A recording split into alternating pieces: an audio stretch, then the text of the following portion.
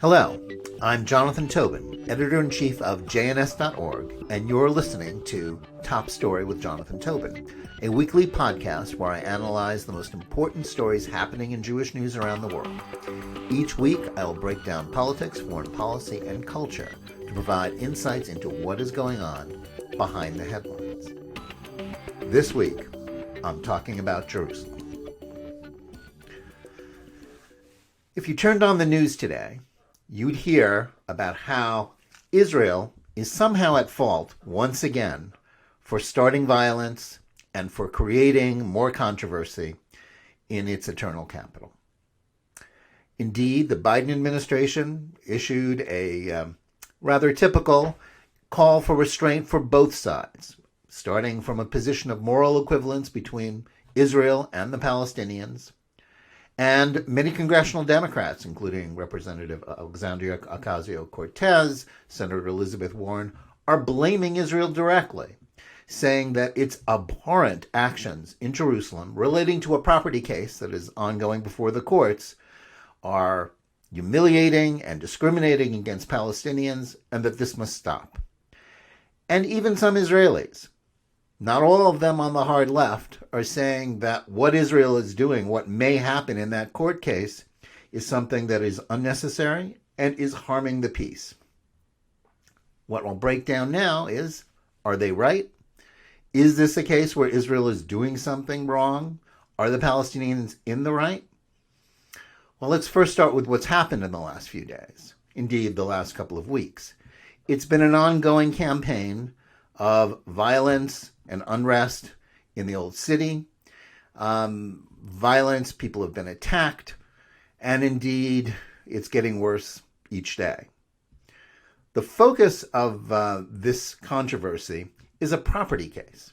Concerns 4 houses in the Sheikh Jarrah neighborhood in Jerusalem, just below Mount Scopus, where the original campus of the Hebrew University is. And 4 Palestinian families who live in these houses are facing eviction. And they are very sympathetic characters. That's what Warren and Ocasio-Cortez were talking about. It's what the Biden administration is talking about. Why are the Jews trying to throw them out of their homes that they've lived in for decades?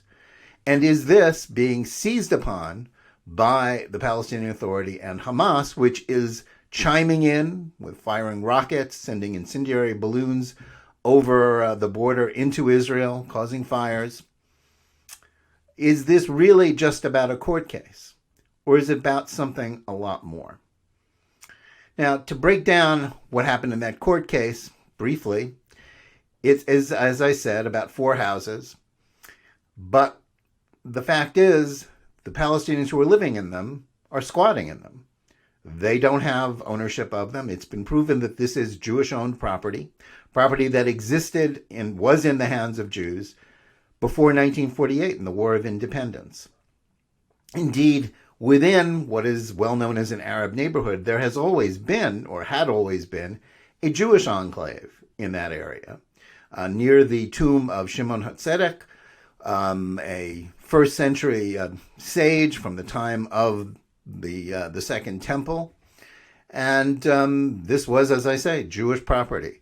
And the Jews who lived there were basically ethnically cleansed, along with the Jews who had lived in the old city up until the War of Independence, when the Transjordanian Arab Legion, then Transjordan, now Jordan, invaded what was then the Mandate for Palestine, turning into the new Jewish state of Israel. And they attacked Jerusalem. And in those neighborhoods which they conquered, Jews who were living there were thrown out. In 1967, during the Six-Day War, when Israel united the city, and today I'm speaking to you on Yom Yerushalayim. This is the 54th, anniversary of the liberation, the unification of Jerusalem. It's Jerusalem Day for Israelis, but it's another Nakba for Palestinians and their sympathizers, another disaster. Their goal is, on one hand, they say they want to redivide the city, make part of it the capital of a putative state of Palestine, but their true goal, since they have never recognized the legitimacy of a Jewish state within any borders, is to push the Jews out again and more. But back to this court case. Clearly, the law and property rights are on the side of the Jews who own the property, and not on the side of the squatters who really have no legal right to be there, even though they've been there for a long time. The apologists for the Palestinians say this is still unfair. They don't like the idea of Jews moving into neighborhoods which were predominantly Palestinian, predominantly Arab traditionally. They see this as just causing trouble and an attempt to Judaize, as the Palestinians say, Jerusalem. Now, of course, from the Jewish point of view, there's no Judaizing Jerusalem. It's a Jewish city. Yes, many Arabs live there, and they are entitled to full equal rights under the law. But the notion that Jews should be excluded from certain neighborhoods in Jerusalem, or really any part of the country, is what is abhorrent to many Jews, and indeed abhorrent to justice. But the question is, does Israel, does it have to be that way? Well, the Palestinians, or the people against on one side of that property case, say that it's not equal treatment. Sure, the law says that Jews have the right to recover property that was taken away from them during the War of Independence, Jewishly owned property. But they say Palestinians don't have that same right. And indeed, we know that hundreds of thousands of Arabs, most of whom left of their own accord, a few who were driven out in areas where there was very fierce fighting in 1948. And the descendants of those refugees, they want their property back, which is to say they want Israel back. This is part of their quest for a right of return, which is just another way of saying they want to destroy Israel. So there are two problems with that. Well, first, as I said, the goal of the Palestinians is not to recover property. It's to recover the country and to indeed push the Jews out. Also, the fact is, nearly 800,000 or more Jews were pushed out of their homes in the Arab world after 1948. They're not being offered restitution. They have been resettled. They haven't been held as props by the Jews the way the Arab world held the Palestinian refugees, as props, as weapons to be used to continue a war that they had already lost. They're not being offered anything.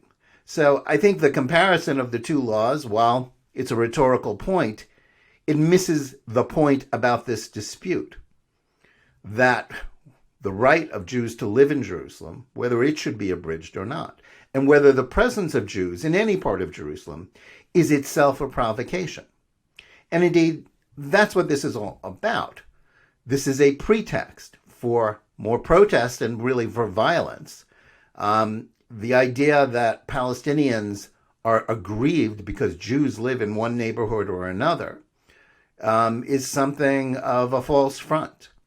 And it is being used, as I said, as a pretext to justify violence. But what is really impelling them? Now, they say that, especially on Yom Yerushalayim, they don't like the idea of Jews visiting the Temple Mount. Now, since the 1920s, Palestinian leaders have been using the Temple Mount and the mosques on the Temple Mount as another pretext, as a way to gin up controversy, to gin up hatred against Jews and now the state of Israel, because they say the Jews are trying to destroy the mosques. This isn't true. The mosques are protected. Nobody's trying to destroy the mosque. What they don't want is the idea of Jews even visiting there. Indeed, the so-called moderate Palestinian leader, Mahmoud Abbas, the head of the Palestinian Authority, now currently serving in his 16th year of the 4-year term to which he was elected in 2005, he at one point said that he wished to defend the Muslim holy places and the Temple Mount from stinking Jewish feet, from trotting there. That's the level of discourse about this issue. And ginning up protests and anger among the Arab population is just another way to distract them from his misrule, his corruption, and the fact that just a couple of weeks ago he decided, once again, no big surprise, that there would be no election. 17 years will go by without an election for Palestinian leadership. Why doesn't he want elections? Well, the answer is pretty obvious. He doesn't want to lose. Hamas might beat him, or some other Fatah leaders within his own party may lead him. Marwan Barghouti, currently serving several murder sentences for an Israeli jail for the terrorism that he committed during the Second Intifada. He's a real contender to someday oust Abbas. So all of this violence, what is it about? Is it about abhorrent Israeli actions? Should Israel, in order to keep the peace in Jerusalem, be willing to make concessions? Should we who care about Jerusalem be rooting, as some Jews are, for the Israeli Supreme Court, which is about to rule on the case of the homes in Sheikh Jarrah? Should Jews be rooting for the Jews in the case to lose? Because if they do, that will keep the peace. That will calm the Palestinians down. I'm reminded of something that happened in 1967, which I think bears directly on this.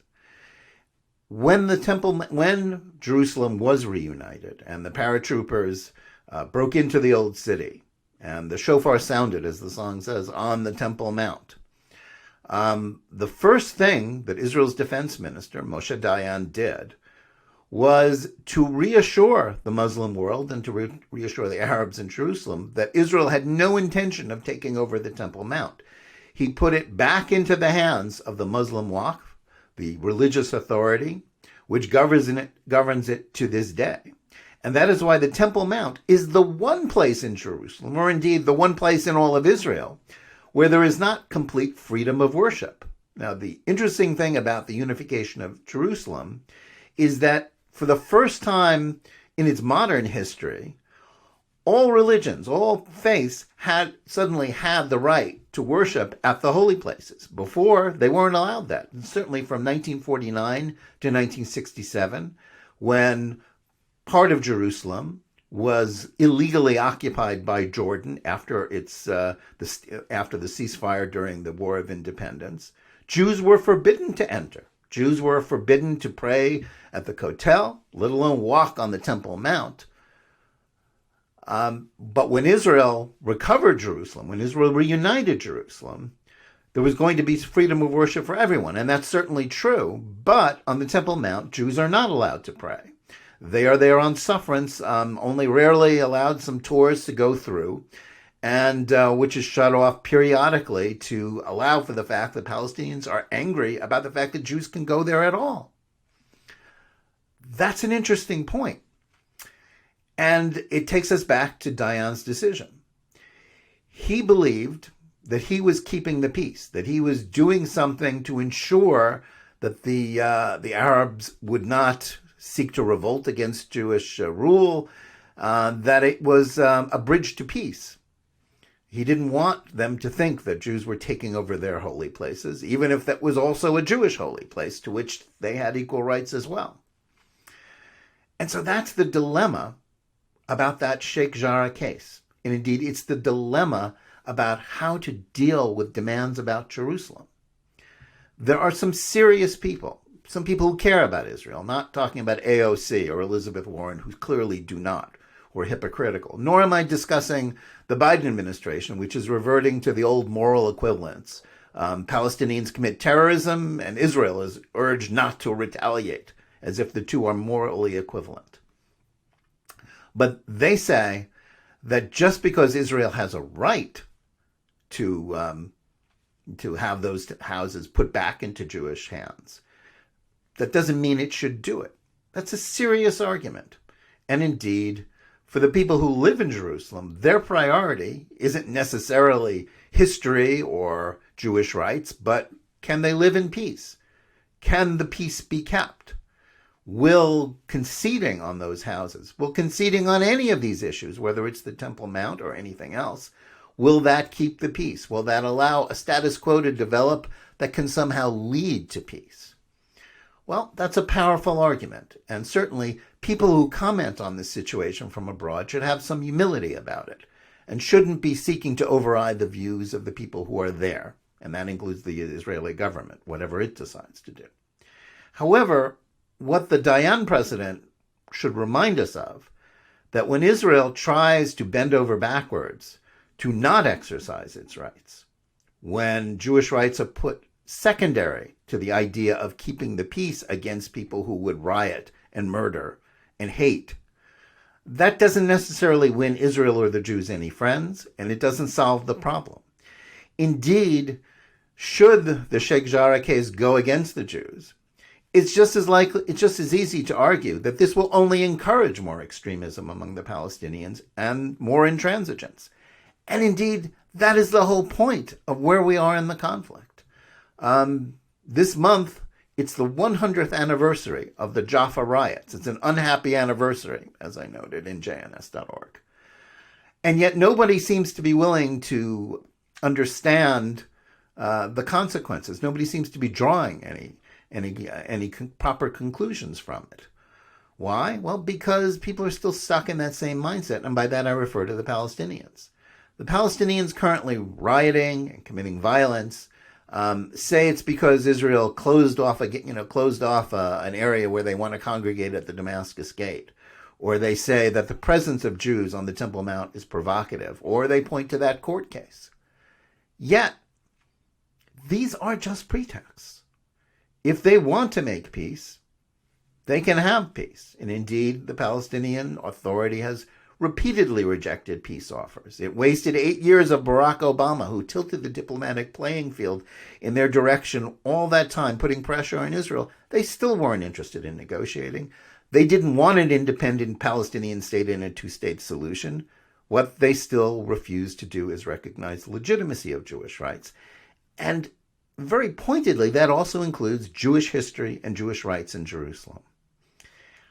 It's a very hard thing to understand what would be the right thing to do in that case, or any of the minor disputes that are used as the match lighting the flame. But the truth is, when Israel doesn't exercise its rights, when it doesn't protect its own, and indeed when it seeks above all to keep the peace, it doesn't necessarily it isn't responded to by the other side in the way that the Israelis would like it to. That's why the comments from America in particular are so besides the point. Israel isn't doing anything abhorrent if it enforces property rights, rights that we in America certainly would demand to be enforced. Certainly, no one would say if Arabs own property, that they should be prevented from recovering it where the law allows them to, but not if it means that the goal is destroying Israel. All of these minor disputes all add up to the same big dispute, and that is the same refusal of the Palestinians to recognize that they must share the land with the Jews, something they wouldn't do 100 years ago. And unfortunately, despite the enormous reversal of fortune, despite the power and strength of Israel, despite the reality of Israel, at the heart of these riots is that same refusal. And what makes it all the more poignant and pointless is the fact that these riots are being motivated for political reasons by corrupt leaders who merely want to keep the conflict going and are not interested in resolutions. They don't care who owns that property. They don't care what happens to the Palestinians who have been squatting in those homes any more than they care about the people that they encourage to go out and kill Jews and then reward with pensions and salaries. That's the problem here. It all boils down to that same point about refusing to make peace, refusing to accept the reality of Israel, accept the reality of the unification of Jerusalem. They're still dwelling in that fantasy land, still victims of the same delusions that have haunted the Palestinians all these 10 decades. That is something that American leaders and even American Jews who join the protests against what they consider to be bad things done by Israel or disturbing the peace, that's what they're not understanding. That's what they don't get. When the Palestinians accept the reality of Israel, when they see that property rights are being enforced, then it's possible to have peace. Then you can talk about what is a fair resolution.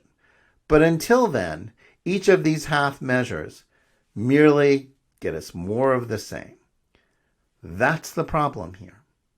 The reality of Jerusalem is that it is not going to be divided again. And those who call for that are not advocating for peace. They're advocating and enabling more violence, more suffering on both sides, and particularly among Palestinians. At a time when Israel is struggling to put together another government, we can be distracted by politics. We can be distracted by the personalities involved. But the bottom line, no matter who's Prime Minister of Israel, no matter who's President of the United States, no matter how a court rules in Jerusalem, or what it does or doesn't do, or who is allowed to visit the Temple Mount, it still boils down to that same clear, cold equation. Are you willing to make peace, or are you simply looking for another pretext to keep the conflict going? That's the truth about the situation in Jerusalem. That's why the history actually matters. And if we ignore it, if we seize on small points, if we take something in microcosm rather than taking the long view of it, such as that Sheikh Jarrah case, we're not merely distorting the truth, we're enabling more suffering and more conflict. Thanks so much for listening, and I hope you enjoyed this week's episode of Top Story with Jonathan Tobin. It's brought to you by the Jewish News Syndicate, JNS.org. JNS.org, Jewish News Syndicate, is the fastest growing news agency covering Israel and the Jewish world the way you want it covered. We provide news, features, opinions, and analyses, and as many as 100 print newspapers and digital publications pick up our work every week. Visit us at jns.org. Also, follow this podcast on Amazon and SoundCloud. We look forward to taking it to other platforms in the future, and we look forward to your comments as well. Thanks, and see you next week.